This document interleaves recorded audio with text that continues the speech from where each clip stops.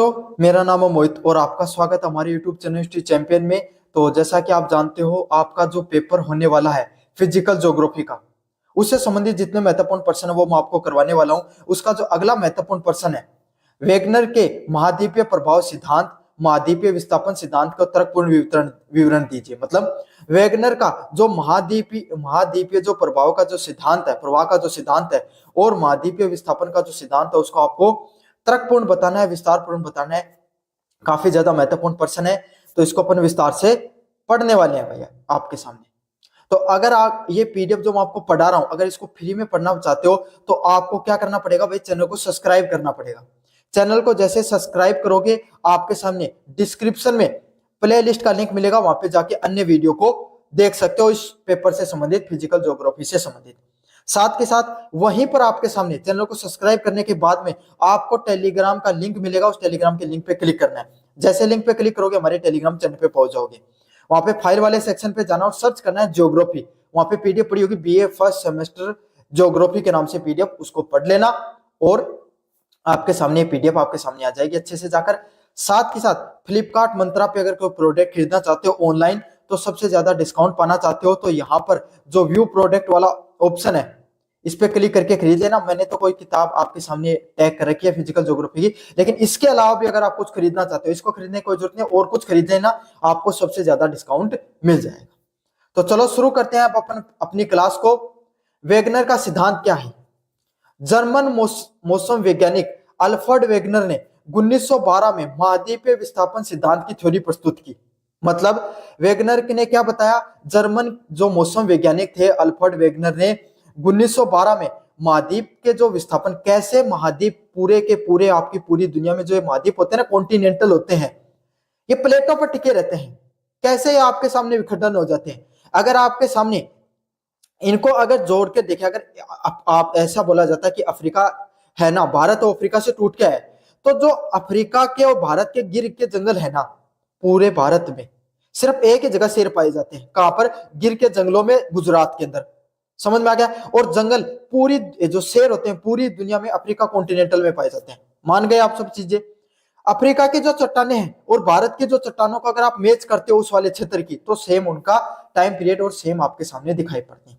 तो ये Alfred Wegener के द्वारा सिद्धांत दिया गया जिसका नाम था कॉन्टिनेंटल ड्रिफ्ट थ्योरी, जिसमें इस सिद्धांत के अनुसार उन्होंने करोड़ों साल पहले पृथ्वी के सभी महाद्वीप एक साथ जुड़कर रहते थे। उनका क्या मानना था कि दुनिया में बहुत पहले आपके सामने क्या था, सारे के सारे जो महाद्वीप हैं वो एक साथ एक जगह ही रहा करते थे, लेकिन वे समय के साथ खिसक कर विस्थापित होकर अलग अलग हो गए। और जैसे जैसे समय बीतता चला गया, वो विस्थापित होके अलग होकर क्या हो गए, आपके सामने अलग अलग चले गए। पहले सारे के सारे एक जगह थे, एशिया, अफ्रीका, जो नॉर्थ अमेरिका, साउथ अमेरिका, सारे के सारे, ऑस्ट्रेलिया, सारे के सारे एक जगह थे। फिर धीरे धीरे टूटकर आपके सामने अलग अलग हो गए। समझ में आ गया आपके सामने? अब उन्होंने जो सिद्धांत बताया, उस सिद्धांत के उन्होंने कैसे बताया, कैसे प्रूव किया, कि मैं बात कह तो रहा हूं लेकिन किस आधार पे कर रहा हूं, उन्होंने ये बात किस आधार पे कही, उसको समझेंगे अपन। सिद्धांत के मुख्य बिंदु हैं, पहला पेंजिया व पेंथसाला। वेगनर के अनुसार पृथ्वी के आरंभ में पृथ्वी एक विशाल अखंड भूखंड था। मतलब वेगनर ने बताया कि पृथ्वी की जब शुरुआत होती है तब पृथ्वी कैसी थी, एक बहुत बड़े भूखंड के रूप में काम करती थी, जिसको उन्होंने क्या कहा, पेंजिया के नाम से जाना, जिसको उन्होंने पेंजिया का नाम दिया। आपके सामने पेंजिया का अर्थ होता है संपूर्ण पृथ्वी को एक जगह रहना। किस नाम से जाना जाता है? पेंजिया के नाम से जाना जाता है। समझ में आ गया आपको?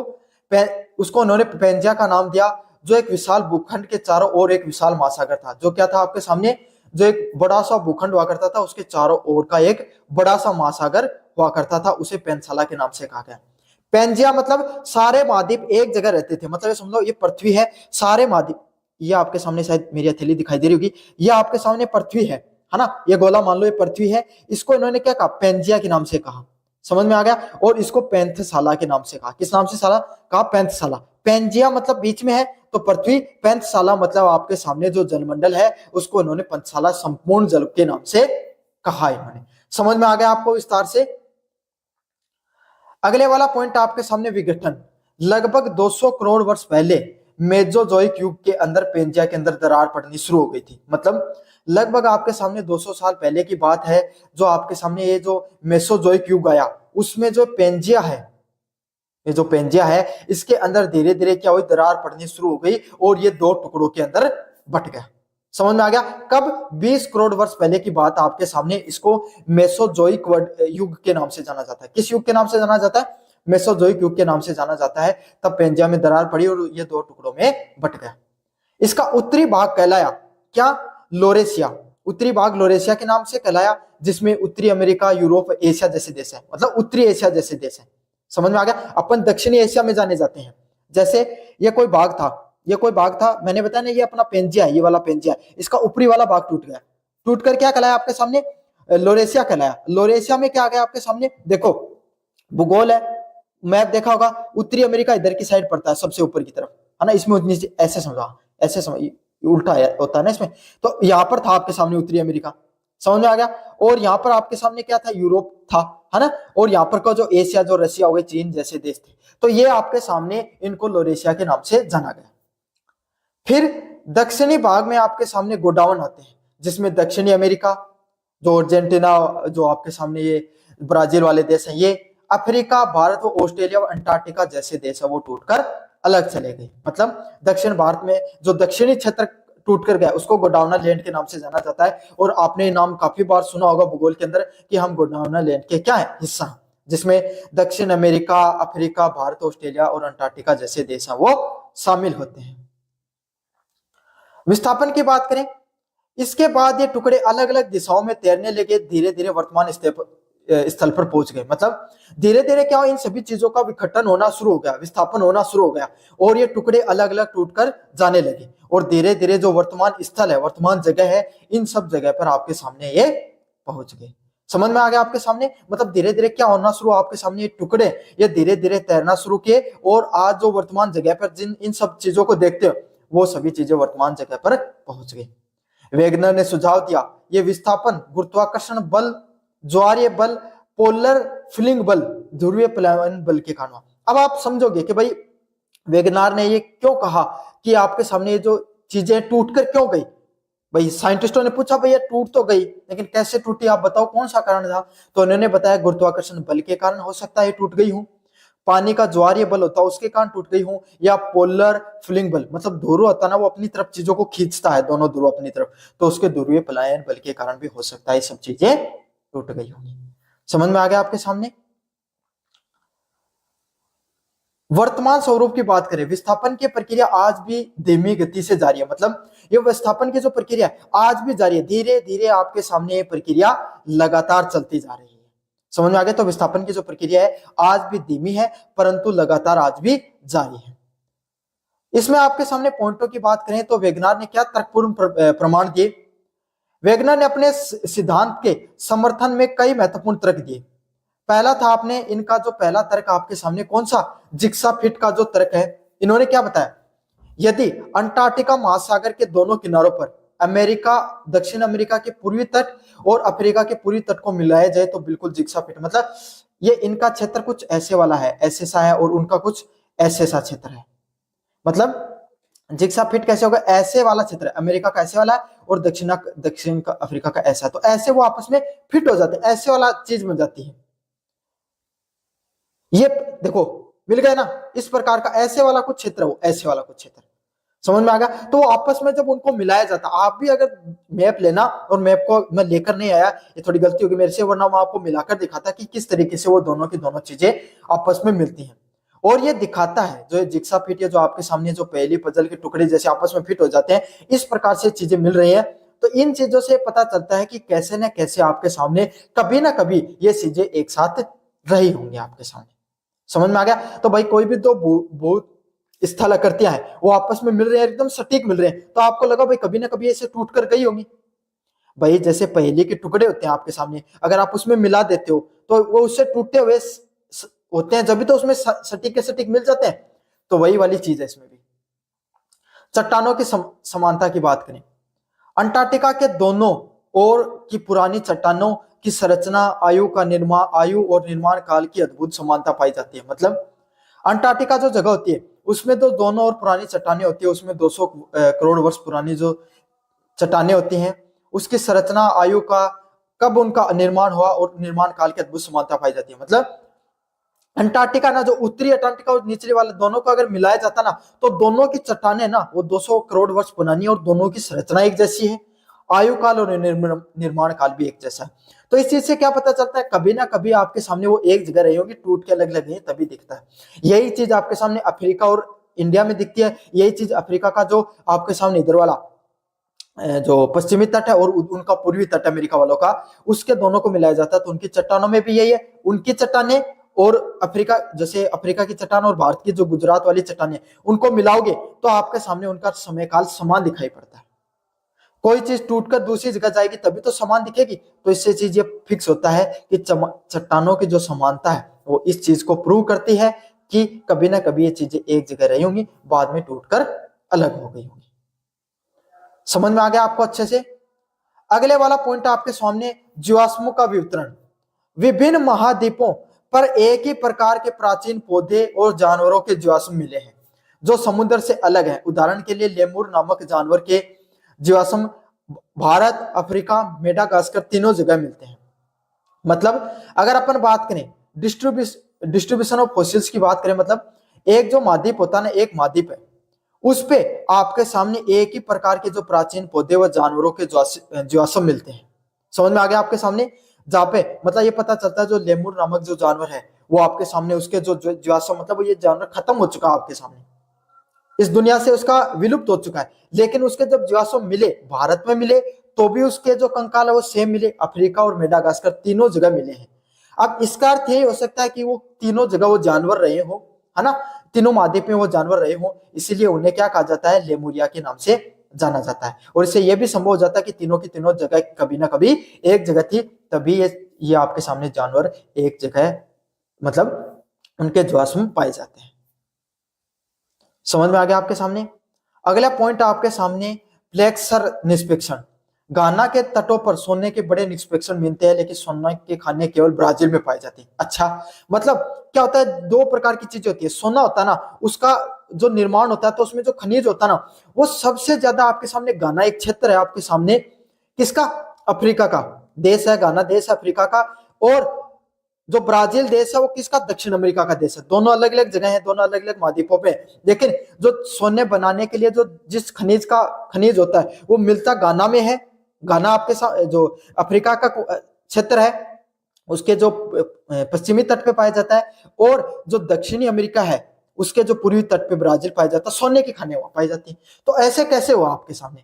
ऐसा इसीलिए हुआ ताकि गाना और ब्राजील कभी एक साथ जुड़े हुए थे, और जिससे क्या हुआ, जो निष्पेक्षण तो आपके सामने कहां पर चला गया, गाना में चला गया, और सोने की खाने ब्राजील के अंदर चली गई।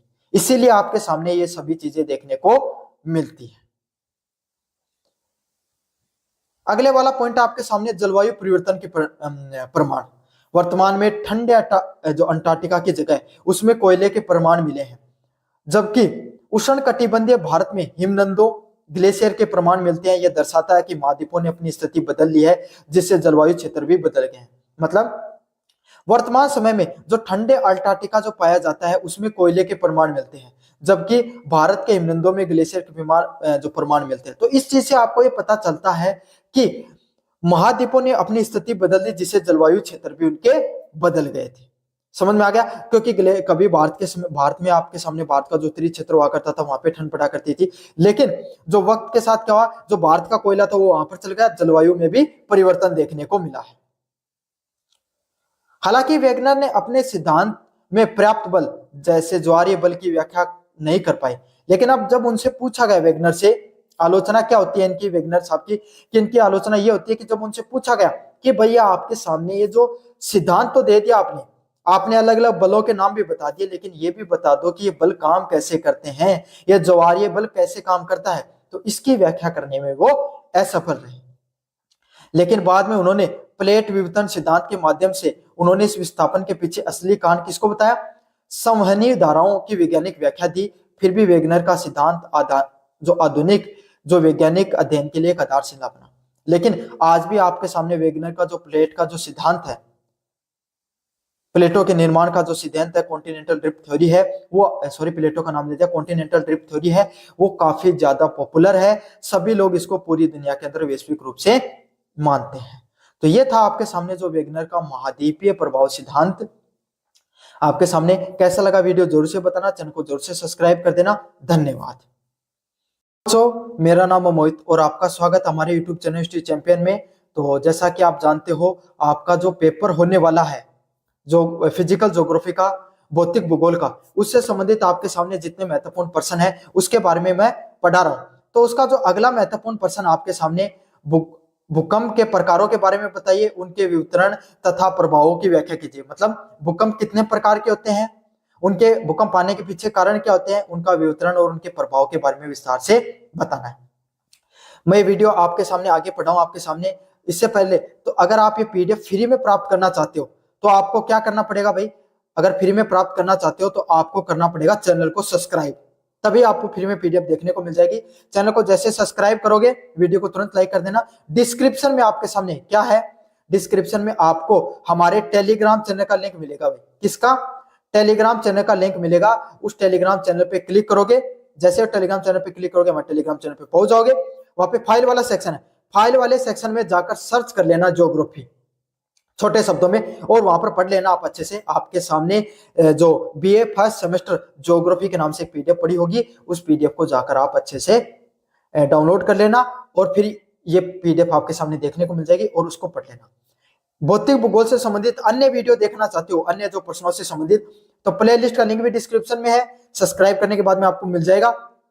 उस प्लेलिस्ट के लिंक पे सारी की सारी आपके सामने जो वीडियो वो आ जाएंगे, उनको देख लेना।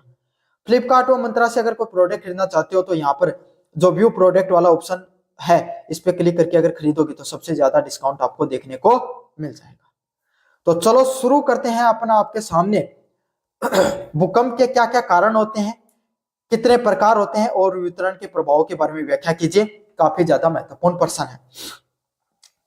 भूकंप आपके सामने पृथ्वी की सतह का अचानक हिलना या कंपन कहलाता है। भूकंप क्या कहलाता है आपके सामने? अगर जो पृथ्वी होती है उसकी सतह अगर अचानक हिल जाती है या कंपन हो जाती है। भाई कोई भी चीज क्या होती है, आपके सामने टेबल पे रखी हुई चीज अचानक से हिलने लग गई है ना, और किसी ने नहीं अचानक गिर गई, तो आपके पता अरे भूकंप आ गया, भूकंप आ गया। आसपास की चीजों में कंपन होने लग जाता है ना, तो इससे क्या हो जाता है आपके सामने, इसी को क्या कहलाता है? भूकंप कहलाता है। जो पृथ्वी के भीतर ऊर्जा का अचानक मुक्त होने के कारण उत्पन्न होता है। और ये किस प्रकार से उत्पन्न होता है आपके सामने?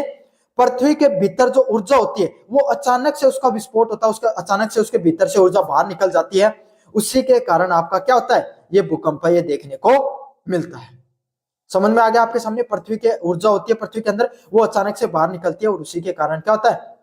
भूकंप वो रहता है। क्यों? मैंने अभी बताया आपको, प्लेटें वो स्टेनोस्फेयर के ऊपर टिकी होती हैं। स्टेनोस्फेयर एक लिक्विड होता है जो गर्म जो लावा होता है उससे बना हुआ होता है, गर्म लावे से बना हुआ रहता है। और जब लावा होता है उसमें गैस बन जाती है, मतलब उसके अंदर, या फिर गर्मी होती है, जो ऊर्जा है वो होती है। अब उसको कहीं ना कहीं से आपको तो बाहर निकलने के लिए जगह चाहिए, तो क्या होता है? वो प्लेटों को ऊपर नीचे करता रहता है और इसी से क्या हो जाता है? भूकंप का उत्पन्न हो जाता है। तो भूकंप अब किस किस कारणों से प्लेट उत्पन्न हो सकते हैं, उसका एक कारण तो मैंने बता दिया, बाकी अन्य कारण भी अपन समझेंगे। भूकंप के कारण आपके सामने, भूकंप आने के मुख्य कारण आपके सामने कई प्रकार के हो सकते हैं, लेकिन प्रमुख कारण होता है जो विवर्तनिक गतिविधियां। कौन सी गतिविधियां होती है आपके सामने? विवर्तनिक जो गतिविधियां होती हैं उसके कारण आपके सामने मुख्यतः जो भूकंप है वो आता है। क्या होता है? विशेषकर पृथ्वी की प्लेटें आपस में टकराती हैं या दूर जाने से या फिर उनका आपस में फिसलने से क्या हो जाता है? आपके सामने भूकंप है वो आता है। भूकंप आने का जो मुख्य कारण होता है वो क्या होता है? आपके सामने जो प्लेटें होती है ना, वो आपस में क्या तो टकराती रहती हैं या फिर एक दूसरे से दूर जाती हैं या फिर एक दूसरे के ऊपर फिसलती रहती हैं। इसी के कारण क्या होता है? आपके सामने जो भूकंप है वो मुख्यतः देखने को मिलता है। समझ में आ गया? तो ये प्लेटों में जो आपके सामने अलग अलग प्रकार की गतिविधियां दिखाई पड़ती हैं, इसी के कारण जो आपके सामने क्या होता है? भूकंप है वो आता रहता है। पहला सिद्धांत है उसमें प्लेटों का विवर्तनिक सिद्धांत। यह सबसे प्रमुख कारण होता है। प्लेटें सीमाओं पर जब तनाव बढ़ता है और चट्टानें दूर जाती है तो ऊर्जा मुक्त होती है। मतलब प्लेटों का विवर्तनिक सिद्धांत क्या होता है? प्लेटें सीमाओं पर जब तनाव बढ़ता है और चट्टानें टूटती है तो ऊर्जा मुक्त होती है। मतलब जो प्लेटों की जो प्लेट है ना, उसका जो किनारे वाला क्षेत्र होता है उसमें जो तनाव बढ़ता है है ना। कैसे हो भाई, एक दूसरे के ऊपर एक नीचे जा रही है, एक ऊपर आ रही है, तो इससे क्या उनमें तनाव बढ़ेगा। समझ में आ गया। साथ के साथ क्या दूर जाएंगे तब भी उनके बीच में तनाव रहता है, फिर एक दूसरे के करीब आते हैं तब आपके सामने उनके बीच में क्या होता है, वो टच होती हैं, इस प्रकार की घटनाएं दिखाई पड़ती हैं। तो चट्टानें टूटती हैं और ऊर्जा क्या होती है, मुक्त होती है। अगले वाला सिद्धांत होता है ज्वालामुखी क्रिया। ज्वालामुखी फटने से या उसके दौरान जो गैस और मैग्मा का जो दबाव होता है उसके कारण आसपास के क्षेत्रों में भी कंपन महसूस होता है। मतलब जो ज्वालामुखी फटता आपके सामने, जो जो आपके सामने ज्वालामुखी जो फटता है, जो उससे पहले जो क्या होता है, गैस और मैग्मा का दबाव बनता है। भाई कोई भी चीज फटेगी तो नीचे दबाव बनाता है, ऐसे समझ लो। प्रेशर कुकर के सिद्धांत से समझ लो। प्रेशर कुकर में क्या होता है, आपके सामने जलवाष्प का प्रेशर बनता है, तभी क्या होती है, सीटी ऊपर उठती है और उससे गैस निकलती है। तो इसी प्रकार से कुछ होता है आपके सामने।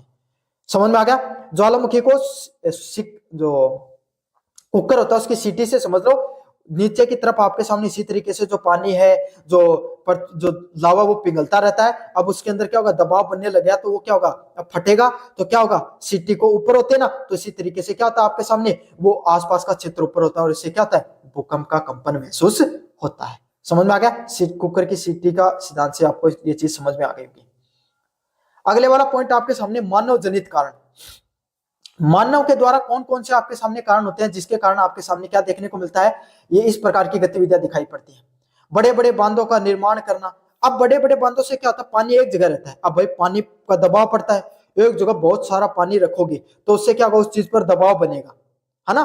तो इससे क्या होता है, जो प्लेटें होती हैं उस पर उस खास क्षेत्र पे ज्यादा दबाव होता है, दूसरे पे कम दबाव पड़ता है, तो इसलिए प्लेटें नीचे धस जाती हैं या फिर ऊपर उठती हैं। इस कारण क्या होता है, वहां पर भूकंप देखने को मिलता है। जो बड़ी बड़ी खानें होती हैं उसका डैना या भूमि का जो परमाणु परीक्षण किए जाते हैं, इसी के कारण आपके सामने क्या होता है, स्थानीय भूकंप आ जाते हैं। ये सारे भूकंप कैसे हैं, जो कारण बताएं, ये स्थानीय भूकंप के कारण है। जो बांधों का निर्माण करना, खानों का डहना या परमाणु परीक्षण के कारण क्या होते हैं, स्थानीय भूकंप आते हैं आपके सामने। समझ में आ गया आपको विस्तार से इसके बारे में। अगले वाला पॉइंट आपके सामने, भूकंप के प्रकार। भूकंपों को उनकी उत्पत्ति के आधार पर वर्गीकृत किया जा सकता है। मतलब भूकंप होते हैं उसमें उनकी उत्पत्ति के आधार पर उनको क्या किया जा सकता है, वर्गीकृत किया जा सकता है। जो विवर्तनिक जो भूकंप होते हैं ये किस वजह से आते हैं, प्लेटों की सीमाओं को खिसकने के कारण उत्पन्न होते हैं। मतलब जो अलग अलग प्रकार के जो प्लेटें होती हैं वो एक दूसरे से दूर जाती रहती है, वो एक दूसरे से दूर खिसकती रहती हैं। तो इस कारण कौन से भूकंप देखने को मिलते हैं आपके सामने, विवर्तनिक जो भूकंप है वो देखने को मिलते हैं आपके सामने। इन सभी प्लेटों के खिसकने के कारण आपके सामने ये भूकंप वो देखने को मिलते हैं। अगले वाला आपके सामने ज्वालामुखी भूकंप। ज्वालामुखी क्षेत्रों तक सीमित रहता है। कौन सा आपके सामने, ज्वालामुखी भूकंप है वो ज्वालामुखी क्षेत्र होता है ना, वहां तक ही सीमित रहता है, वहां तक ही मुख्यतः पाया जाता है ज्वालामुखी भूकंप होता है। समझ में आ गया आपके सामने। ऐसे नहीं भाई ज्वालामुखी इंडोनेशिया में फटी है और भारत और अमेरिका में भूकंप आ रहा है, ऐसा होने के चांसेस बहुत कम होते हैं आपके सामने। निपात भूकंप, खनन क्षेत्रों में की जो गुफा होती है, खानों की छतों के ढहने से उत्पन्न होता है आपके सामने निपात भूकंप। ये अलग अलग प्रकार है भूकंप के। इसमें निपात भूकंप होता है वो कौन सा होता है, कोई खनन कर रहे थे कहीं पर, खान थी, अब खान का ऊपरी क्षेत्र ढह गया और उसके ऊपर घर वगैरह बने रहते हैं। भाई खानों तो अंदरूनी तरीके से होती है ना, खानों का जो खनन होता है वो, तब वो आपके सामने नीचे डहेगी, थोड़ी बहुत भी धसेगी तो क्या होगा, आसपास के जो क्षेत्र होता है उसमें क्या होता है, भूकंप देखने को मिलता है। समझ में आ गया। अगले वाला पॉइंट आपके सामने, विस्फोट भूकंप। परमाणु या रासायनिक विस्फोटों से उत्पन्न होने वाला भूकंप। मतलब जो अलग अलग प्रकार के जो परमाणु घटनाएं होती हैं, जो लोग क्या करते हैं, साइंटिस्ट क्या करते हैं, ताकि अगर बाहर विस्फोट करेंगे तो विकिरण कहीं भी फैल सकते हैं, तो पृथ्वी के अंदर खड्डा खोद के वहीं पर विस्फोट किया जाता है। तो आपके सामने क्या, नीचे की प्लेटें हिल जाती हैं इस चीज से। अगले वाला पॉइंट आपके सामने, जलाशय प्रेरित जो भूकंप होता है। बड़े बांधों में भारी मात्रा में पानी जमा होने के कारण आपके सामने क्या होता है, ये भूकंप देखने को मिलता है। भूपटल पे पड़ने वाला जो दबाव होता है इसके कारण क्या होता है, भाई मैंने बताया ये जमीन है, ये जमीन है, इस पे पानी है, तो इस प्लेट पे ज्यादा दबाव रहेगा, इस पे कम रहेगा, तो इसलिए ऐसे हो सकती है, भूकंप आ सकता है। ये तो सामान्य सिद्धांत आप सबको पता है। तो ये अलग अलग प्रकार के सिद्धांत होते हैं। विवर्तनिक सिद्धांत आपके सामने प्लेटों खिसकने से आता है। ज्वालामुखी भूकंप ज्वालामुखी के फटने से आता है। निपात भूकंप आपके सामने कोई भूकंप जो गुफा है उसकी छत के ढहने से आता है। विस्फोट भूकंप आपके सामने जो परमाणु के रासायनिक विस्फोट होते हैं उसके कारण आता है। और जलाशय प्रेरित भूकंप आपके सामने बड़े बड़े जलाशयों में पानी इकट्ठा होने के कारण आता है। समझ में आ गया आपके सामने। अगले वाला पॉइंट है, विश्व के अधिकांश भूकंप मुख्य रूप से 3 बेल्टों व पट्टियों में वितरित किया गया। अब कौन कौन सा वो मुख्य क्षेत्र है जहां पे आपके सामने जो मुख्यतः जो भूकंप आता है उसको किसके नाम से जाना जाता है? आपके सामने 3 अलग अलग प्रकार की प्रमुख पट्टियां हैं जिसमें सबसे ज्यादा भूकंप आता है ना। जो क्षेत्र, जिस क्षेत्र पे सबसे ज्यादा भूकंप आता ना, अब उस क्षेत्र को माप दिया गया है कि भाई इस क्षेत्र में सबसे ज्यादा भूकंप देखने को मिलते हैं। पुरानी घटनाओं के आधार पर, अनुभव के आधार पर इनको बांट दिया गया है। पहला क्षेत्र है परिप्रशांत क्षेत्र, है ना। प्रशांत महासागरीय जो पेटी होती है, सरकम जो पैसिफिक बेल्ट होती है, इसको रिंग ऑफ फायर के नाम से भी जाना जाता है। ये विश्व के लगभग 63% भूकंपों के क्षेत्र इसी के अंदर आते हैं आपके सामने। किसमें आते हैं आपके सामने? जो प्रशांत महासागरीय रिंग ऑफ फायर है, ये क्या प्रशांत महासागरीय पट्टी में आपके सामने दिखाई पड़ती है। 63%, आप समझ सकते हो कितना ज्यादा प्रतिशत है। इतने भूकंप आपको इसी क्षेत्र में देखने को मिलते हैं। इसको प्रशांत महासागरीय प्लेट के नाम से भी जाना जाता है। ये अन्य प्लेटों से आपके सामने क्या रहती है? टकराती रहती है। अगले वाला पॉइंट है आपके सामने मध्य महाद्वीपीय पेटी। यह भूकंपों का दूसरा सबसे महत्वपूर्ण क्षेत्र है जो अल्पाइन पर्वतमाला, भूमध्य सागर, हिमालय, भारत और चीन को कवर करता है। मतलब मध्य महासागरीय पेटी कौन सी होती है? ये भूकंप आने का दूसरा सबसे बड़ा क्षेत्र है जिसपे अल्पाइन जो पर्वतमाला वहां पर आता है, भूमध्य सागर के आसपास, हिमालय व भारत व चीन का जो क्षेत्र होता है, ये वो क्षेत्र है जहां पर आपके सामने मुख्यतः क्या होता है? सबसे ज्यादा भूकंप वो देखने को मिलता है आपके सामने। समझ में आ गया। अगले वाला पॉइंट आपके सामने मध्य अंटार्कटिका पेटी। ये कौन सी पेटी होती है? मध्य अंटार्कटिका की पेटी। अंटार्कटिका महासागर के मध्य में स्थित कटक व उसके प्लेटों के अपसारी दूर जाने के कारण आपके सामने ये भूकंप आते हैं। मतलब अंटार्कटिका जो महासागर है, इसमें जो मध्य में जो एक कटक प्लेटें पाई जाती हैं, ये एक दूसरे से दूर जाती रहती हैं। ये घटना अक्सर होती रहती है। इसके कारण क्या होता है? आपके सामने यहाँ पर मुख्यतः भूकंप आते रहते हैं। तो ये 3 प्लेटों का निर्माण किया गया। पहली प्लेट आपके सामने प्रशांत महासागरीय प्लेट, जिसको रिंग ऑफ फायर के नाम से जाना जाता है। सबसे ज्यादा ज्वालामुखी भी यहीं पे फटते हैं, सबसे ज्यादा भूकंप भी यहीं पर आते हैं। और मुख्यतः यहाँ पर भूकंप क्या आता है? ज्वालामुखियों के फटने के कारण यहाँ पर भूकंप देखने को मिलते हैं। अगले वाले भूकंप आते हैं मध्य महासागरीय पेटी में। मतलब भूकंप आने का दूसरा सबसे महत्वपूर्ण क्षेत्र है मिड कॉन्टिनेंटल बेल्ट। सबसे ज्यादा भूकंप यहीं पर आते हैं जहां पे अल्पाइन पर्वत हो गए, ये अलग अलग पर्वतशालाओं में क्या होते हैं आपके सामने क्षेत्र है। यहाँ पर क्या होता है? 2 छोटी छोटी प्लेटें आपस में टकराती रहती हैं। इस वजह से जो ये बड़े बड़े पर्वतों का निर्माण हुआ और इन पर्वतों में अक्सर भूकंप देखने को मिलते हैं। अगले वाला भूकंपीय क्षेत्र है मध्य अंटार्कटिका क्षेत्र, कटक पट्टी। इसमें क्या है? ये प्लेटें आपके सामने अंटार्कटिका महासागर में कटक जो पट्टी है वापस में दूर दूर जाती रहती है। इस वजह से इनमें भूकंप आते रहते हैं। समझ में आ गया आपके सामने। अब भूकंपों के क्या क्या प्रभाव होते हैं उसके बारे में विस्तार से पढ़ेंगे भाई।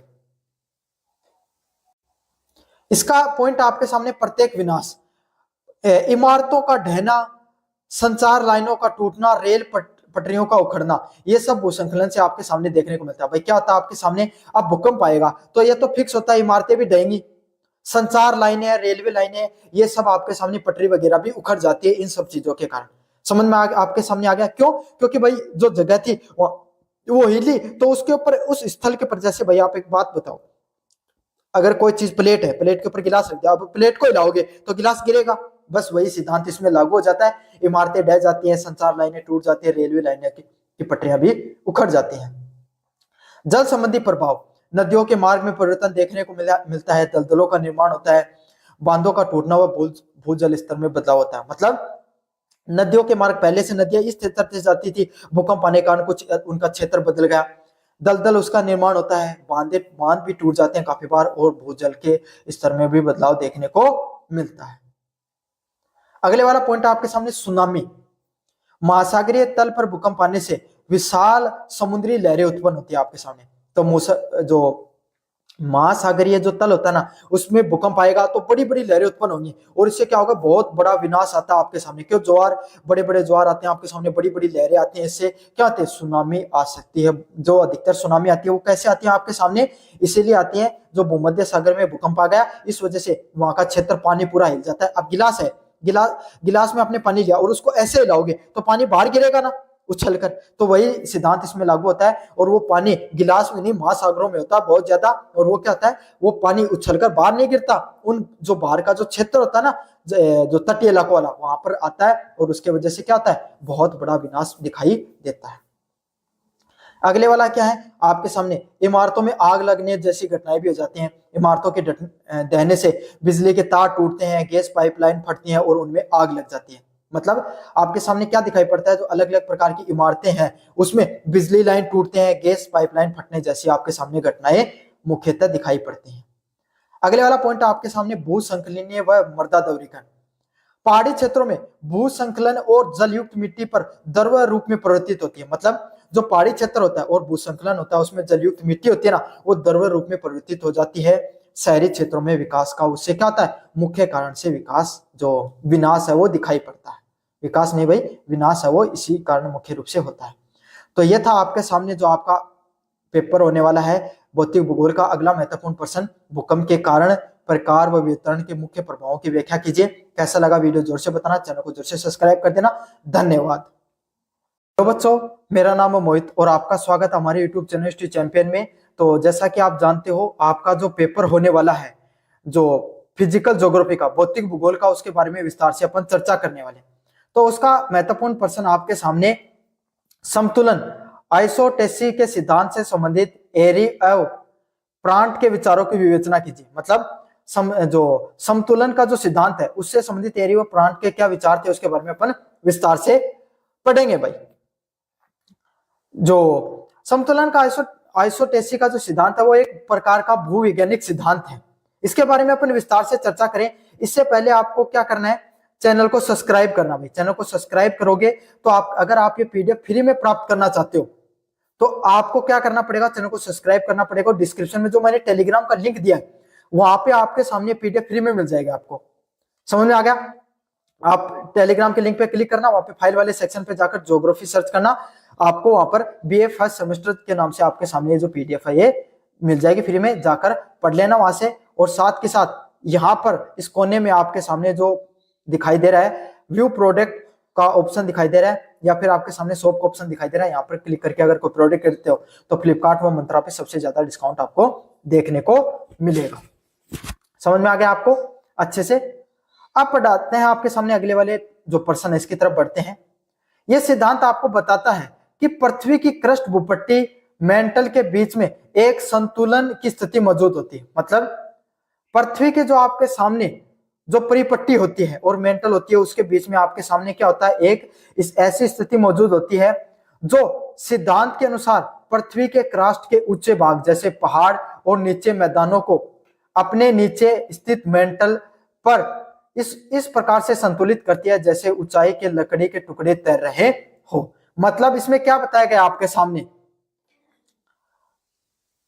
इस सिद्धांत में आपके सामने ये बताया गया कि जैसे जो मेंटल होती है ना, या मेंटल और क्रस्ट दोनों कठोर होती है आपके सामने, लेकिन इनके बीच में एस्थेनोस्फीयर पाया जाता है। एस्थेनोस्फीयर क्या होता है, एकदम इस प्रकार की जो लिक्विड फॉर्म में चट्टाने पाई जाती हैं, जिसके ऊपर क्या होता है आपके सामने जो क्रस्ट होता है और नीचे का जो भाग होता है, जो मेंटल का भाग होता है, उनके बीच में लिक्विड फॉर्म पाया जाता है, जिसके ऊपर ये पूरी क्रस्ट क्या तैरती रहती है। जो हमारा भूमंडल जिसको अपन बोलते हैं, वो सारा सारा उसके ऊपर तैरता रहता है। तो ये आपके सामने इसमें इस सिद्धांत में यही बताया गया, जो आपकी क्रस्ट भूपरपट्टी है और जो मेंटल है उसके बीच में जो संतुलन मौजूद होता है, संतुलन की स्थिति मौजूद होती है, उसके बारे में इसको विस्तार से बताया गया है। पृथ्वी के ऊंचे भाग जैसे पहाड़, नीचे के मैदान जो अपने नीचे अलग अलग प्रकार की मेंटल को संतुलित करते रहते हैं, जिससे ऊंचाई के जो लकड़ी के जो टुकड़े होते हैं वो भी साथ के साथ तैरते रहते हैं। समतुलन के सिद्धांत के अनुसार तो प्रमुख जो वैज्ञानिक है सर जॉर्ज एरी और जॉन हेनरी प्रोंट है, उसके विचार आपके सामने, इससे संबंधित आपके सामने जो सिद्धांत दिए गए उसके बारे में अपन विस्तार से चर्चा करेंगे भाई। पहले वाला है आपके सामने एरी का विचार। एरी ने क्या बताया, the principle of equal density and varying depth के बारे में क्या बताया गया। एरी ने 1885 में अपने सिद्धांत को प्रतिपादित किया, जिसमें समान घनत्व व परिवर्तित गहराई का सिद्धांत है। मतलब समान घनत्व पाया जाता है और समान गहराई, जितनी गहराई पे जाते चले जाओगे ना, उतनी समान घनत्व की चीजें आपको हर जगह पाई जाएंगी। समझ में आ गया। तो समान गहराई समान घनत्व का जो सिद्धांत के नाम से इसको जाना जाता है।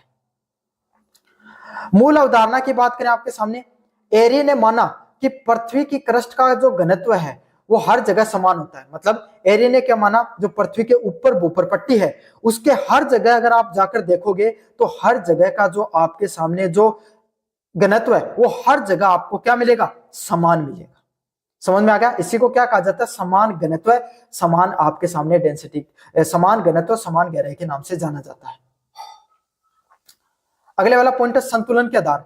संतुलन बनाए रखने के लिए उच्च भूभाग जैसे पहाड़ों की जड़ें नीचे दुर्बल मंडल एस्थेनोस्फीयर की गहराई तक फैले हुए हैं, जबकि उच्च भूभाग मैदानों में जड़ें कम गहरी होती है। मतलब इसमें क्या बताया गया, डेंसिटी को बनाए रखने के लिए जो पहाड़े होते हैं, पहाड़ों की जो जड़ें होती हैं वो नीचे एस्थेनोस्फीयर की गहराई तक फैली होती हैं, और मैदानों जो मैदान होते हैं उसमें आपके सामने जो जड़ें होती हैं जो पहाड़ों की वो कम गहरी होती हैं आपके सामने। अब इसमें आपके सामने क्या होता है, जो मैदानी क्षेत्र होता है ना वो तो थोड़ा उसका क्या होता है, उसकी जो जड़ें मतलब वो और गहराई तक कम होता है, जबकि जो उसके नीचे फिर मैदान आएगा फिर नीचे चट्टान आ जाएंगे। लेकिन जो पहाड़ होते हैं ना वो नीचे एकदम एस्थेनोस्फीयर तक नीचे तक जाए रहते हैं। क्यों, पहाड़ों को क्या है अपनी डेंसिटी को बनाए रखने के लिए, भाई एक बात सोचो, इमारत को बनाए रखने के लिए ना ऊंची इमारत बनेंगे उतने नीचे में उतनी उसकी नीचे की नींव मजबूत बनानी पड़ेगी, ऐसा करना पड़ता है ना आपके सामने। तो यही चीज इसका उदाहरण है कि पहाड़ों को की जो जड़ें वो तो स्टेनोस्फीयर तक बहुत ज्यादा नीचे तक जाती हैं, और मैदानी क्षेत्र है ना एक छोटी सी एक मंजिला अगर इमारत बनाओगे तो थोड़ी सी नींव में काम चल जाएगा, 10 मंजिला बनाओगे तो उतनी ज्यादा काम चलेगा। तो यही है, जो मैदान होते हैं वो एक मंजिला होते हैं तो उसकी जो जड़ें कम गहराई तक फैली होती हैं। समझ में आ गया ना आपको, ये आपको सिद्धांत इसके माध्यम से पता चलता है। उदाहरण के लिए उनका मत था विभिन्न ऊंचाई के लकड़ी के टुकड़े पानी में तैरते रहते हैं, मतलब उनका घनत्व समान होता है। ऊंचा टुकड़ा पानी में अधिक गहराई तक डूबा रहता है, जिस प्रकार से आपके सामने ऊंचे पहाड़ और अपनी ऊंचाई के अनुपात के अनुसार दुर्बल मंडल की अपनी गहराई तक अपनी जड़ें डालकर संतुलन बनाते हैं। मतलब इसमें इन्होंने क्या बताया कि जो स्टेनोस्फीयर है ना, स्टेनोस्फीयर जिसके ऊपर ये भूपरपट्टी टिकी हुई है, ये दुनिया सारी दुनिया ऐसे कह रही थी कि भाई अगर ये सारा लिक्विड है तो लिक्विड के ऊपर कोई भी लिक्विड है उसके ऊपर ये पूरी भूपरपट्टी कैसे टिक गई। तब इन्होंने पहली बार ये चीज बताई थी कि जैसे लकड़ी के टुकड़े पानी पे तैरते रहते ना, है ना, तो क्या होता है जो भारी टुकड़ा होता है वो ज्यादा डूब जाता है और खुद को संतुलित कर लेता है, हल्का टुकड़ा होता है वो कम डूबता है और खुद को संतुलित कर लेता है। तो यही चीज इसमें बताया गया कि जैसे ऊंचे पहाड़ होते हैं ना वो क्या करते हैं, वो उनमें ज्यादा दबाव होता है, वो ज्यादा उनमें वजन होता है, ज्यादा घनत्व होता है तो वो ज्यादा गहराई तक डूबे रहते हैं। मैदानी क्षेत्र है उनमें क्या होता है, कम घनत्व होता है तो वो कम गहराई तक डूबे होते रहते हैं। समझ में आ गया होगा। अब मुझे आपको पूरी उम्मीद है कि आपको इस उदाहरण के माध्यम से अच्छे से चीजें समझ में आ गई। निष्कर्ष की बात करें, ऊंचाई के अंतर जड़ों की गहराई के अंतर के कारण होता है, लेकिन क्रस्ट ने घनत्व स्थिर रहता है। इन्होंने क्या बताया, भाई ऊंचाई का जो अंतर है, जितनी ज्यादा ऊंचाई होगी उतना ही ज्यादा वो नीचे भी जाएगा आपके सामने, है ना। इसके कारण क्या होता है, क्रस्ट का जो घनत्व है, भूपरपट्टी का जो घनत्व है वो क्या रहता है आपके सामने, हमेशा स्थिर रहता है।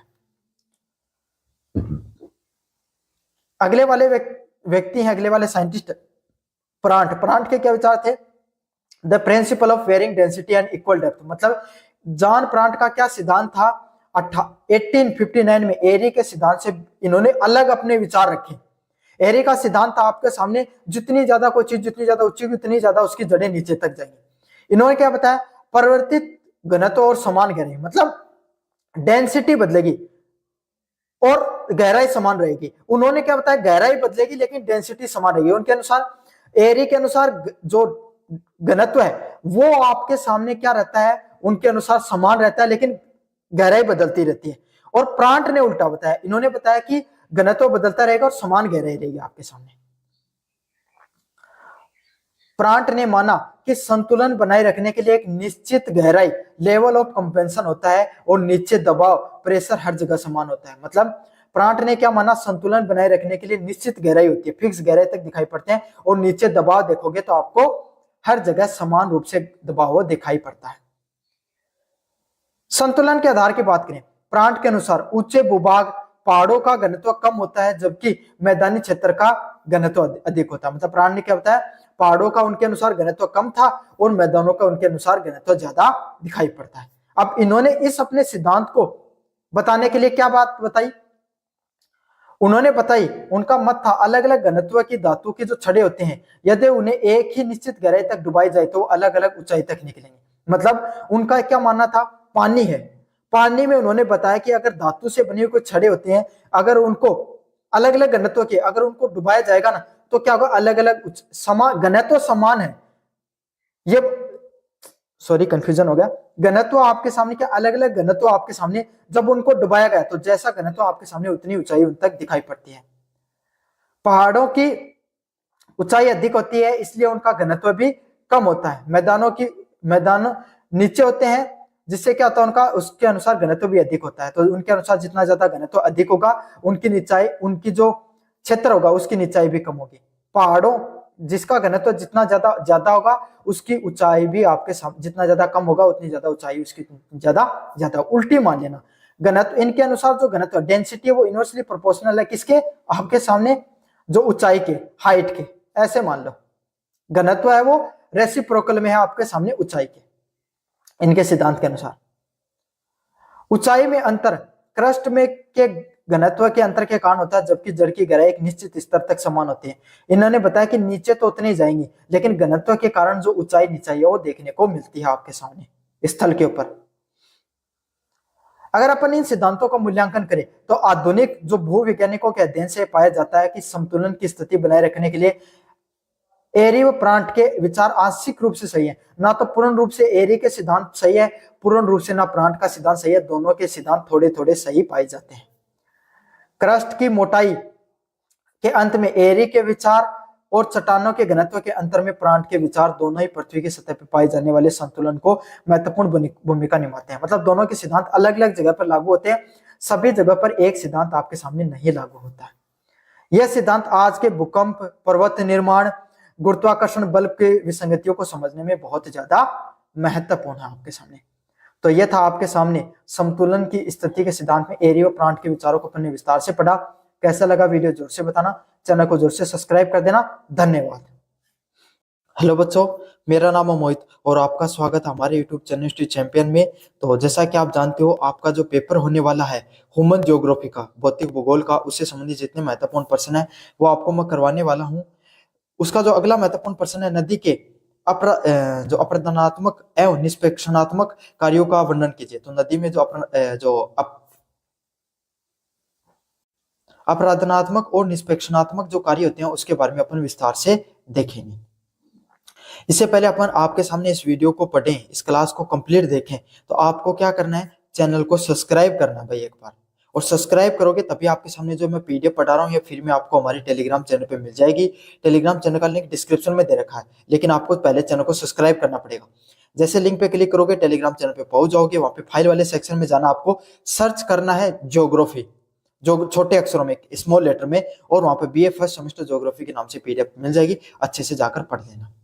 चलो शुरू करते हैं। नदियां होती हैं वो पृथ्वी की सतह को आकार देने वाली सबसे महत्वपूर्ण वाहक होते हैं। अगर अपन नदियों की बात करें कि नदियां क्या चीज होती हैं, तो नदियां होती है ना, जो अपनी पृथ्वी होती है उसको सतह को आकार देने वाली सबसे महत्वपूर्ण अगर कोई चीज है, कोई वस्तु है, अगर कोई सबसे ज्यादा पृथ्वी को जिन्होंने इस पूरी पृथ्वी में जो अलग अलग प्रकार के ढांचे संरचनाओं का निर्माण किया है वो किसके द्वारा किया गया आपके सामने, प्राकृतिक रूप से, वो नदियों के द्वारा ही सबसे ज्यादा किया गया।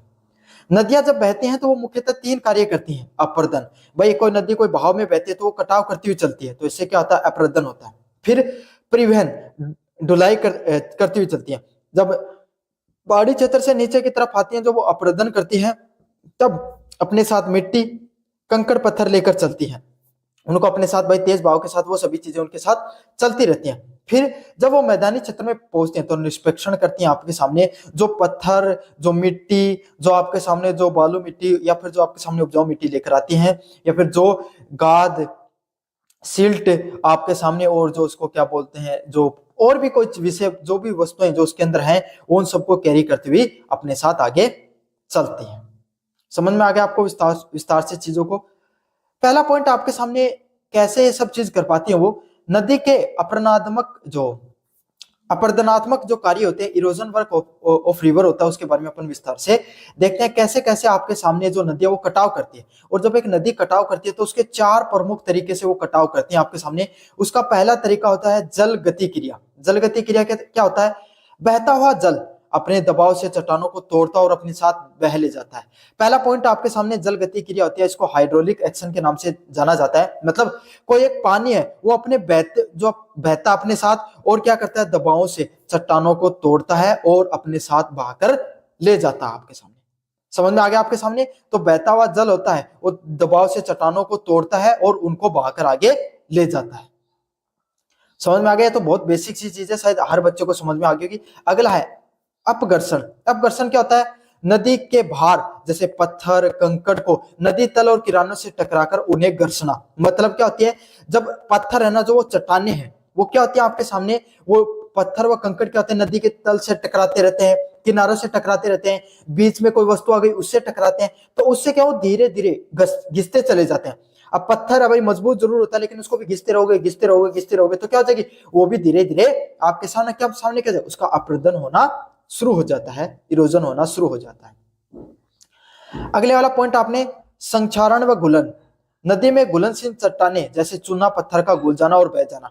कुछ पत्थर आपके सामने ऐसे होते हैं, कुछ पत्थर तो आपके सामने जो मजबूत से बने हुए हैं, जैसे आपके सामने है ना, चट्टानों से बने होते हैं, वो तो आसानी से नहीं टूटते, लेकिन चूना पत्थर हो गया, ये आपके सामने कुछ वो पत्थर होते हैं जो बहुत आसानी से टूट जाते हैं और नदी के पानी के अंदर ही टूट टूट कर क्या हो जाते हैं, मिल जाते हैं। समझ में आ गया? इसको संक्षारण के नाम से जाना जाता है। अगला है सन्निकर्षणन। नदी के अंदर मौजूद आपके सामने जो पत्थरों को आपस में टकराकर टूट जाना और छोटा जाना। जब नदी में आपस में पत्थर टकराते रहते हैं और टूटकर क्या हो जाते हैं, छोटे हो जाते हैं, उसको क्या कहा जाता है आपके सामने, सन्निकर्षणन के नाम से जाना जाता है। तो तीन चीजें हो जाती हैं आपके सामने। जो पत्थर है, चट्टाने किस प्रकार से टूटती हैं? पहली तो जल गति क्रिया से, हाइड्रोलिक एक्शन से। बहता हुआ पानी जब दबाव के साथ चट्टानों को तोड़ता है उसको जल गति क्रिया के नाम से जाना जाता है, हाइड्रोलिक एक्शन के नाम से जाना जाता है। अगले वाला पॉइंट आपके सामने अपघर्षण। नदी के बाहर से जो आपके सामने जो पत्थर होते हैं उसके किनारे वो क्या हो जाते हैं, टूटना और टूट जाते हैं और फिर घिसना शुरू कर देते हैं। संक्षारण व घुलन करना। संक्षारण व घुलन क्या होता है आपके सामने, जो जल में जो घुलनशील चट्टाने होती हैं, चूना पत्थर हो गए, वो आपके सामने क्या हो जाते हैं, घुल जाते हैं और उसमें बह जाती हैं। अगले वाला पॉइंट आपके सामने सन्निकर्षणन। नदी के अंदर जो आपके सामने जो जितने भी पत्थर होते हैं वो आपस में टूट टूट कर क्या हो जाते हैं, छोटे हो जाते हैं, बस उसी को सन्निकर्षणन के नाम से जाना जाता है। अगले वाला पॉइंट आपके सामने नदी के जो अपरदन से निर्मित जो जिस प्रकार की आकृतियां होती हैं, किस किस प्रकार की आकृतियां देखने को मिलती हैं। जब नदी कटाव करती है तो कौन सी आकृतियां देखने को मिलती है, उन सभी आकृतियों के बारे में जानेंगे अपन। पहले होता है वी आकार की घाटी। नदी द्वारा गहराई में कटाव करने से जो आपके सामने आकृतियां बनती है उसको कौन सी आकृतियां बोला जाता है भाई, वी आकार की घाटियों के नाम से जाना जाता है। किस नाम से जाना जाता है, वी आकार की घाटियों के नाम से जाना जाता है। जॉर्ज व कैनियन घाटियां वी आकार की अत्यधिक, मतलब ये वी आकार की घाटियों के बारे में मैंने आपको बताया नहीं, सॉरी बता देता हूं मैं। देखो इस प्रकार की घाटियां होती हैं, ये तो आप भी समझ गए होंगे, तो टेढ़ी बन गई है, सही से बना देता हूं एक बार, ऐसे है ना। अब क्या हो गई, नदी है वो आपके सामने क्या बहुत तेजी से बहती आ रही है, तो क्या करेगी, कटाव करती चली जाएगी। ऊपर का क्षेत्र है, वो ऊपर का क्षेत्र होता है ना, कोई भी जमीन का ऊपर का क्षेत्र होता है, भूमि का, वो सबसे क्या होता है, आसानी से कटाव हो जाता है। क्यों? क्योंकि मिट्टी रहती है, तो वहां पर क्या है, सबसे ज्यादा कटाव देखने को मिलता है। जैसे जैसे गहराई बढ़ती चली जाती है, कटाव कम होता चला जाता है। क्यों? क्योंकि नीचे क्या के कठोर और मजबूत मिट्टी या फिर चट्टाने व पत्थर देखने को मिलते हैं, इसलिए कटाव कम होता है। और ऊपर के क्षेत्र में क्या होता है, जो कच्ची मिट्टी होती है आपके सामने या फिर जो ऊपरी मिट्टी पड़ी रहती है, तो आसानी से निकल जाती है। समझ में आ गया आपके सामने? तो इस प्रकार की घाटियों क्या बोला जाता है, वी आकार की घाटियों के नाम से जाना जाता है। मुझे उम्मीद आपको समझ में आ गया होगा। अगला है जॉर्ज और कैनियन। वी आकार की अत्यधिक गहरी व संकरी घाटियां जिसे ग्रैंड कैनियन के नाम से जाना जाता है, मतलब ये जॉर्ज घाटियों के नाम से जाना जाता है, जो बहुत गहरी गहरी घाटियां होती है अंदर की तरफ आपके सामने, है ना। जो ये जॉर्ज घाटियां होती है वो कैसी होती है, वी आकार की होती है, लेकिन ऐसे आकार की एकदम मतलब गहरी खाइयां। समझ में आ गई? है जो आपके सामने मुख्यतः हिमालय की घाटियां देखी होगी, या फिर जो नर्मदा की घाटियां ना, वो जॉर्ज घाटियां आपके सामने मुख्यतः है। ताप्ती नदी व नर्मदा नदी के द्वारा जो जॉर्ज घाटियों का निर्माण किया जाता है वो काफी गहरी घाटियां हैं। अगला पॉइंट आपके सामने जल प्रताप। जो कठोर और जो कोमल चट्टानों को लंबवत कटाव के कारण बनती है, ये कैसे निर्माण होता है आपके सामने, जो नदी ऐसे वाला कुछ भाग होता है उसमें क्या होता है आपके सामने, इस जगह को काट के धीरे धीरे कटाव होता रहता है नदियों से, और फिर सीधा का सीधा पानी है वो नीचे की तरफ आता रहता है। समझ में आ गया? जल प्रताप के बारे में या फिर झरनों के बारे में, जल प्रताप झरनों को वाटरफॉल्स को ही बोला जाता है, तो आपको इसके बारे में तो पता ही होगा कैसे होते हैं ये, है ना। लेकिन इनका निर्माण कैसे होता है? कठोर और जो कोमल चट्टानें होती हैं उसके लंबवत कटाव की वजह से इनका जो देखने को मिलता है, इनका आकार देखने को मिलता है। जल गर्तिकाएं, नदी तल में गोल खड्डे जो भंवर के कारण पत्थरों के घूमने से बनते हैं। मतलब नदी तल में जो गोल गोल आपके सामने गड्ढे होते हैं ना, वो कैसे होते हैं मैं बता देता हूं आपको। एक जैसे पत्थर आ गया, पत्थर आया, नदी ने उससे टकराई और फिर आगे की तरफ वो क्या हुई, उसके तरफ पानी गया, ऐसे गया। तो अब इससे टकराकर तो नदी ने क्या किया, आपके सामने एक तो यहाँ पर खड्डा हो जाएगा और फिर टकराकर ऐसे पानी जाएगा तो यहाँ पर गहरा गहरा खड्डा होना शुरू हो जाएगा। समझ में आ गया? फिर क्या होगा, एक समय के बाद में ये पत्थर निकल जाएगा। अब क्या हुआ, यहाँ पर खड्डा बन गया, अब पानी आएगा तो इसमें डलेगा और फिर घूमकर फिर बाहर निकलता है ऐसे। तो ये घूमता रहेगा घूमता रहेगा घूमता रहेगा, इसके अंदर गहरी खाइयां बन जाती हैं। और आपके सामने जो गोताखोर हो गए, वो तैराक हो गया, आपने सुना कि वो गहरे खड्डे में फंस गया था और फिर उसकी मृत्यु हो गई थी। तो इसी प्रकार के जो गहरे खड्डे हो जाते हैं ना, उसमें जब नदियों में कोई आदमी स्विमिंग करता है और तो वो ऐसे गहरे खड्डे में फंस जाता है और उसकी मृत्यु हो जाती है। क्यों? इससे बाहर निकलना बहुत मुश्किल होता है, पानी वो आपको गोल गोल गोल घुमाता रहता है, आपका शरीर काम नहीं कर पाता है और फिर आप क्या हो जाती है, आप मृत्यु को प्राप्त हो जाती हो। समझ में आ गया? तो खड्डे है ना, ये बहुत खतरनाक होते हैं नदी के अंदर। अगर समतल हो तब तो कोई भी आसानी इंसान तैर के निकल सकता है या फिर गोताखोर है उनके लिए आसान होता है, लेकिन गहरे खड्डे होते हैं वो बहुत खतरनाक होते हैं। जल गर्तिकाएं, नदी तल में गोल खड्डे जो भंवर के कारण पत्थरों के घूमने से बनते हैं। तो मैंने ये भी बता दिया जल गर्तिकाएं कैसे निर्माण होते हैं, है ना, इसी के बारे में बताया था ना, गोल खड्डे बनते हैं। बी वाला पॉइंट आपके सामने नदी का निष्पेक्षण कार्य है, डिपोजिशन वर्क ऑफ रिवर। नदी कैसे आपके सामने, नदी की गति नदी की गति धीमी होने के कारण जब ढाल कम हो जाता है तो अपने साथ लाए गए पदार्थों को जमा करना और निष्पेक्षण करना शुरू कर देती है। अब नदी को अपने क्या किया, घाटी से बाहर निकाल लिया, पहाड़ों से बाहर निकाल दिया। अब वो मैदानी क्षेत्र की तरफ बढ़ रही है। अब मैदानी क्षेत्र तो आपके सामने भाई, पहाड़ों में तो ऐसी ढलान थी, है ना, ऐसे वाला देखो, ऐसे वाला देखो, है ना, ढलान थी तो सीधी स्पीड से जा रही थी नदी। अब क्या, ऐसा क्षेत्र आ गया, कैसे, एक बार ऐसे दिखा देता हूं, इसमें समझ में आएगा, शायद नहीं दिखाई दे रहा। हाँ, ऐसे वाला क्षेत्र आपके सामने, है ना, तो नदियां एकदम समतल क्षेत्र है। हाँ, अब शायद स्पष्ट है ना। तो अब जो एकदम समतल क्षेत्र है तो अब कोई भी चीज आराम से जाएगी आपके सामने, है ना। तो नदियां क्या होगी, वो पानी है वो अपने साथ जो क्या होता है, सभी की सभी चीजों को छोड़ना शुरू कर देता है। जो कंकड़ पत्थर मिट्टी लेकर आए वो वहीं पर छोड़ना शुरू कर देता है। और इसी अवस्था को क्या कहा जाता है, प्रौढ़ अवस्था व जीर्ण अवस्था के नाम से जाना जाता है। जो घाटियों में उसकी युवा अवस्था होती है नदी की, प्रौढ़ अवस्था, मेच्योर व जीर्ण अवस्था मतलब उसके बुढ़ापे वाली उम्र आ जाती है नदी की। समझ में आ गया आपको? नदियों की भी आपके सामने जवानी आती है, नदियों की भी आपके सामने क्या बोलते हैं वो मेच्योरिटी आती है, अडल्ट सेंस आता है, और उसके बाद में जीर्ण अवस्था, बुढ़ापा उनका भी आता है। हर वस्तु का आता है जीवन में। निष्पेक्षण से निर्मित आकृतियां कैसी होती है, जलोढ़, पंख व शंकु। जब नदी पहाड़ से उतरकर मैदानों में प्रवेश करती है तो भार को पंखे के आकार में जमा करती है। मतलब आपके सामने किस प्रकार से जमा करती है, आपके सामने मतलब पहाड़ से मैदानी उत्तर में उतरती है ना, तो जितना भी उसके पास जो मटेरियल था जो ज्यादा भारी था उसको तुरंत वहीं पर आपके सामने क्या कर देती है, वहीं पर आपके सामने जमा करना शुरू कर देती है। और इसी जमावट की वजह से किसका निर्माण होता है, जलोढ़ जो मैदान होते हैं उसका निर्माण होना शुरू हो जाता है।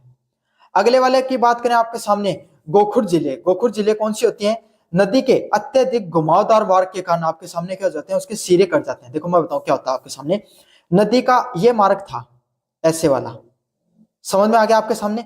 अब धीरे धीरे नदी ने क्या किया, आपके सामने ऐसे उसने चलना शुरू कर दिया। धीरे धीरे एक समय आएगा जब थोड़ा सा ज्यादा बड़ा बन गया है, ऐसे बना देता हूं, ऐसे, ये वाला सही है, थोड़ी छोटी नदी है भाई, है ना। नदी यहां से आई ऐसे लेती थी, अब क्या, नदी के मन में मजा नहीं आ रहा, फिर वो क्या करेगी, आपके सामने ऐसे ऐसे बहती हुई धीरे धीरे ऐसे बहना शुरू कर देगी।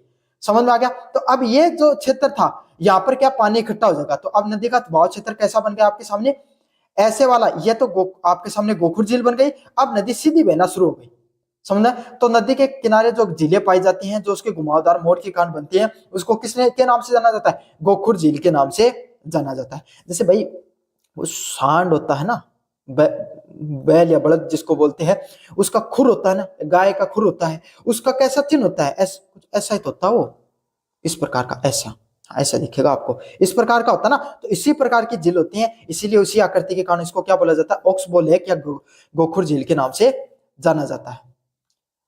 अगले वाला है प्राकृतिक तटबंध। बाढ़ के किनारे, नदी के किनारे पे छोटे अवसादों से जमा होने से बड़े किनारे बन जाते हैं। अब क्या होती है, इसका निर्माण प्राकृतिक रूप से भी होता है आपके सामने, और वैसे भी हो जाता है, जो लोग भी निर्माण करते हैं कृत्रिम रूप से। देखो क्या हो गया, नदी का ये क्षेत्र था, है ना, नदी यहां से बहती थी। अब क्या, जब बाढ़ आई तब क्या, नदी बहुत तेजी से बहती है, तो क्या हो जाती है, बहुत गहरी घाटियों का निर्माण कर देती है। घाटियां नहीं मतलब बहुत गहरी जमीन का निर्माण कर देती है, या फिर अपने आसपास उस क्षेत्र में क्या हो जाती है, बहुत सारी मिट्टी जमा कर देती है किनारों पे, या पत्थरों को जमा कर देती है। इसलिए क्या होता है, नदी का जो दोनों किनारे होते हैं ना, इस पे बहुत बड़े बड़े पत्थरों का निर्माण हो जाता है मिट्टी के कारण। वहां पर किसका निर्माण देखने को मिलता है, प्राकृतिक तटबंधों का निर्माण करता है। तटबंध, तटबंध मतलब जो तट है ना, दोनों किनारे हैं, उसमें क्या हो गया, उसको वो बंद हो गए हैं।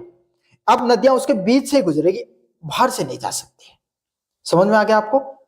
इस बार, इस अगली बार से जब मैं इस प्रकार की जो क्लासेस लाऊंगा ना, इसमें मैं क्या करूंगा, एक एक पिक्चर भी जोड़ दूंगा, तो आसानी रहेगी आपके लिए समझने के लिए। अब की बार तो मैंने नहीं जोड़ी, अगली बार से ही करूंगा मैं कोशिश, ज्योग्राफी जब से भी पढ़ूंगा तब से। अगले वाला पॉइंट आपके सामने, बाढ़ के मैदान। बाढ़ के समय नदी के किनारों पर महीन अवसादों के जमा होने से क्या, समतल और उपजाऊ मैदान निर्माण होता है। मतलब बाढ़ जब के समय जब नदी अपने किनारों से महीन अवसादों को जमा करती है, तो क्या होता है, जो उपजाऊ मैदान है उसका धीरे धीरे निर्माण होना शुरू हो जाता है। समझ में आ गया आपके सामने। तो बाढ़ के किनारे क्या, महीन अवसादों के जमा होने से जो समतल और उपजाऊ भूमि है उसका निर्माण होना शुरू हो जाता है धीरे धीरे। अगले वाला पॉइंट है डेल्टा। नदी जब समुद्र या झील में मिलती है, तो उसकी अत्यधिक धीमी गति होने से उसका भार त्रिभुजाकार आकृति में जमा करती है। मतलब नदी जब समुद्र या झील में मिलती है ना, मतलब आखिरकार में, तो उसकी गति धीरे हो जाती है, और उसका आकार कैसे हो जाता है आपके सामने, त्रिभुजाकार आकार हो जाता है भाई। इस प्रकार की उसकी आकृति देखने को मिलती है, जिसमें प्रमुख रूप से आपको क्या देखने को मिलता है, गंगा व ब्रह्मपुत्र के डेल्टा है वो इसके प्रमुख उदाहरण है। समझ में आ गया। तो डेल्टाओं का निर्माण होता है, क्यों होता है आपके सामने, उसमें ना जो पॉजिटिव नेगेटिव आयन, एक साइंस भी चलती है, कभी समझाएंगे, अभी तो छोटा वीडियो बना रहे हैं, बड़ा वीडियो में आपको सब कुछ चीजें एकदम साइंस भी लगती है इस चीज के पीछे।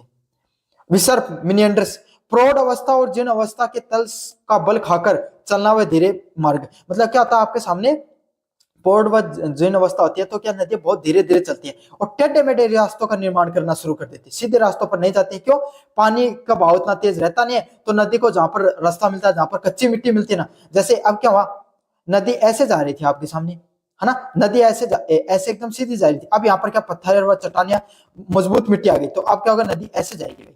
अगर बाढ़ का वक्त होता है, तेज धार से आती, तो सीधी निकल जाती, इस पत्थर को अपने साथ बहा ले जाती, या फिर मिट्टी को भी बहा कर ले जाती। ये फर्क हो जाता है आपके सामने। ये अपरदनात्मक और निष्पेक्षणात्मक दोनों कार्य नदी के रिवर बेसन के पूरे भूआकृति के विज्ञान को निर्धारित करते हैं। तो ये जो अपरदनात्मक और निष्पेक्षणात्मक कार्य होता है, ये नदी का जो बेसिन होता है उसकी जितनी भूआकृतियां बनती हैं उसको एकदम स्पष्ट रूप से बताने का कार्य करते हैं। इसी को क्या कहा जाता है, नदी के अपरदनात्मक व निष्पेक्षणात्मक कार्यों के नाम से जाना जाता है। कैसा लगा वीडियो जरूर से बताना, चैनल को जरूर से सब्सक्राइब कर देना। धन्यवाद।